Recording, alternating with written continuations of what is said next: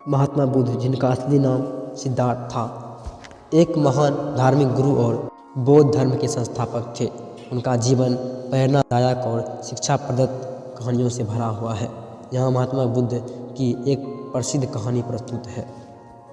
एक बार की बात है, एक महिला जिनका नाम किसा गौतमी था, अपने मृत बेटे को लेकर बहुत दुखी थी। वह हर जगह मदद के लिए गई, लेकिन कोई भी उनके बेटे को जीवित नहीं कर सका। आखिरकार किसी ने उसे महात्मा बुद्ध के पास जाने की सलाह दी।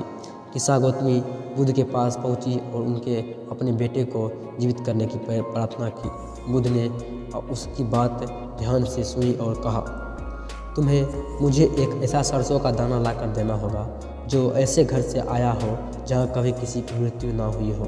किसा गौतमी तुरंत सरसों के दाने की तलाश में निकल पड़ी। वह हर घर गई और सरसों का दाना मांगा। हर कोई उसे सरसों का दाना देने को तैयार था, लेकिन जब उसने पूछा कि क्या उस घर में कभी किसी की मृत्यु नहीं हुई है, तो सभी ने यही कहा, यहाँ किसी न किसी की मृत्यु जरूर हुई है। दिन भर खोजने के बाद वह समझ गई कि मृत्यु संसार का अटल सत्य है।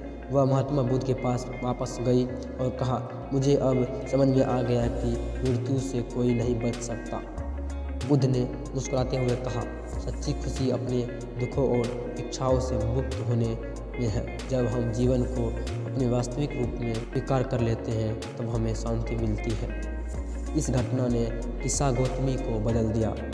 उसने अपने दुख को त्याग दिया और बौद्ध धर्म के मार्ग पर चलने का निर्णय लिया। यह कहानी हमें सिखाती है कि जीवन और मृत्यु स्वाभाविक है। हमें अपने दुखों से पार पाकर जीवनों को उसकी सच्चाई के साथ स्वीकार करना चाहिए।